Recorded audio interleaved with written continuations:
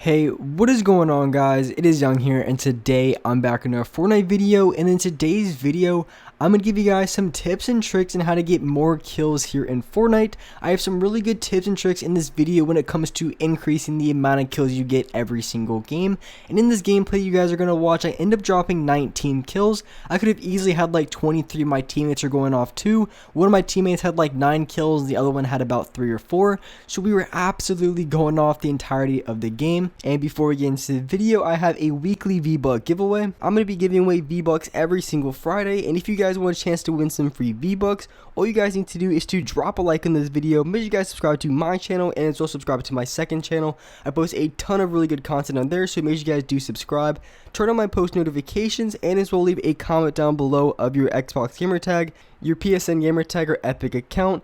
And if you guys would like to support me as a creator in the item shop, all you have to do is go over to the item shop, go into the bottom right hand corner, support a creator, and type in my code. My code is Young Humor. Type it in and you guys will have me supported as a creator. And alright guys, let's get to the video.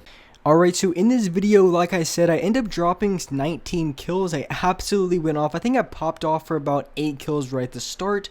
I was just going in on every single player I was going against. And I really want to talk about in this video, really how you can get a lot more kills, a lot more consistently, and really get a lot of kills game after game without having too much of an issue. So of course, when you run into a lot of people, you do risk the chance of losing that gunfight. So if you run into 20 people, you're more likely to lose than if you run into like 5 people. But there is a few ways you can go through a lot of players without taking that much risk and really just be able to get a high kill games very consistently game after game.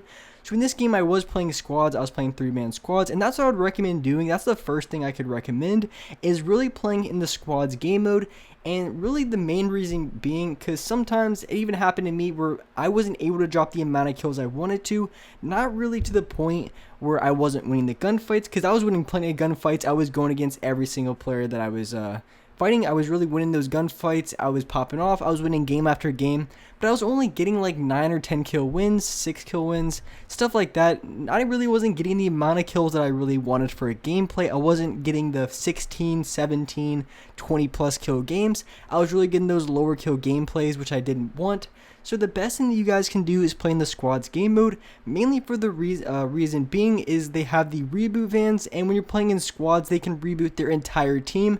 And this could be really beneficial because if there's just one guy left in the squad, he picks up all their tags and he can reboot 3 more players back into the game. And this can really increase the amount of kills you're able to get every single game. And that really doesn't apply to the early game, because even in the mid game or late game, I've seen people rebooted all the time. So people are going to be constantly get rebooted, and there's going to be a higher total amount of people left in the game. Because like I said, I've also had problems with just not finding enough people. And even if you have the most perfect rotation, doing everything right, you still run the risk of not finding enough people for getting those high kill gameplays. And I did make a video on this where I really explained my strategy and what my rotation is. And basically it's either going to Paradise or Pleasant, then I rotate sort of towards the middle of the map. If I go Paradise, well, this game I actually landed at Mega Mall, which I usually don't do too often, but it was a really good drop off the bus, so I decided to go here, and I was able to pick off about 8 people coming to this location. So I picked up about 2 full teams just coming here, and so I usually go to Paradise, and from Paradise I rotate over to Mega Mall, and then from Mega Mall I go over to Salty or Dusty Divot, and then for pretty much the remainder of the game I stay around those 2 areas and just pick off teams who constantly rotate over there, because a lot of people rotate over to Dusty Divot through the entirety of the game just because it's around the middle of the map. So naturally you're going to have a lot of people rotating in and out. So playing squads can give you a huge advantage, and also playing duos, because when it comes to solos, that's really the hardest game mode for going for a lot of kills. I think it's really good for improving your overall gun skill and 1v1 gunfights, but when it comes to going for a lot of kills, I would highly recommend not playing solos. Unless you're playing a solo duo or a solo squad, that could be very helpful, even though solo squads is already hard enough to win. But playing in a game mode like squads or duos is going to give you a huge advantage and much more of a chance on picking off the most amount of people you possibly can. And like I mentioned earlier, you also really want to have a good rotation, and you want to land, I would say, at one of these 3 spots. And one thing that I really noticed that I wanted to talk about, and so when I talk about locations to land at, I would recommend landing at either Paradise Palms, Pleasant Park, or Mega Mall. Those are probably my top 3. Maybe Dusty Divot you can get away with, but I usually only land at those 3 locations. They're really good. And one thing to mention, I don't know if it was in this gameplay or other games I was playing earlier, but it was one of the games I was playing earlier. I've had time and time again where I've seen absolutely nobody go to Tilted Towers, absolutely nobody went, and that was a place that I used to go time and time again that I would tell you guys to go to for getting these high kill games. And pretty much every single one of my gameplays, for those of you guys who watched me back in season, pretty much any season up until now, I would go Tilted Towers every single gameplay, and that's where I would go game in and game out. But really, barely anyone goes to Tilted Towers. It's just not the ideal spot to go to. It's really confusing. There's way more buildings than there needs to be, and it's just really hard to get a bunch of loot. So most people just avoid going to Tilted Towers altogether.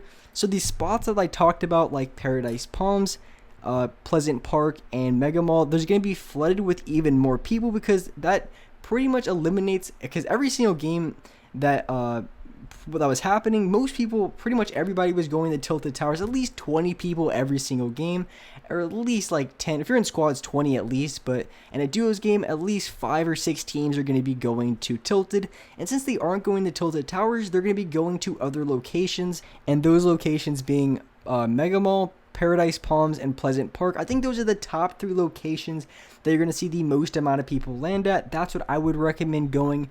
And for rotation wise, just really rotate towards the middle of the map and stay as close as you can, especially for Season 9, since they added in the slipstreams. Just staying close to the slipstreams, you can go around the map very quickly, can be very beneficial for rotating throughout the map very fast, and just going and finding the most amount of people, because like I said at the beginning, finding a lot of people can be a challenging part.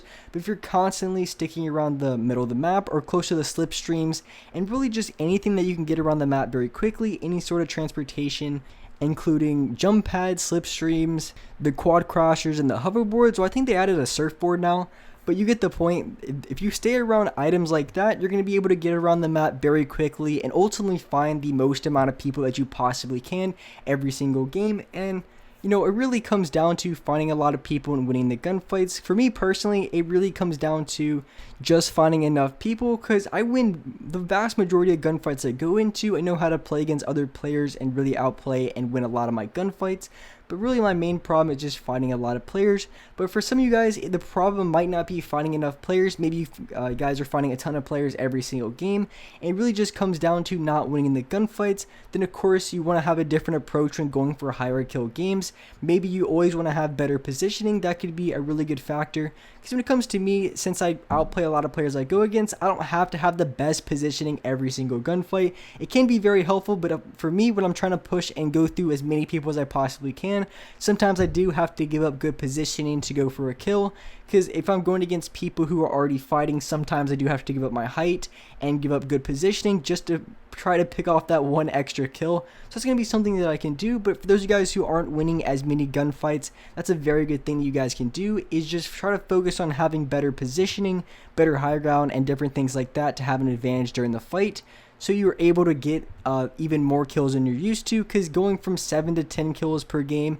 or something like that can still be a huge difference. For me, I try to focus on going for the high teens and 20 kill gameplays. For me, those are really high kill games. For you guys, high kill games could be anything from 10 kills to 12 kills or above. So when it comes to going for the high kill games, it really just depends on how many kills you're trying to get or how many kills you want to try to improve on, because that's really going to determine how you have to play. Because if you're going to go for 20 kill games, you have to play much faster than if you were trying to go for a 12 kill game. Because if you're really trying to improve your kills from 10 to 12 or anything in that range, you can afford to play a little bit slower and get more mats, get more materials, and get better weapons and better loot before you fight a bunch of players. That can really help you guys out when it comes to getting more kills and being more consistent. But if you want to go for those really high kill games, you do have to give up finding a ton of mats, finding a ton of really good weapons, and just play really aggressive and fight the most amount of people that you can run into.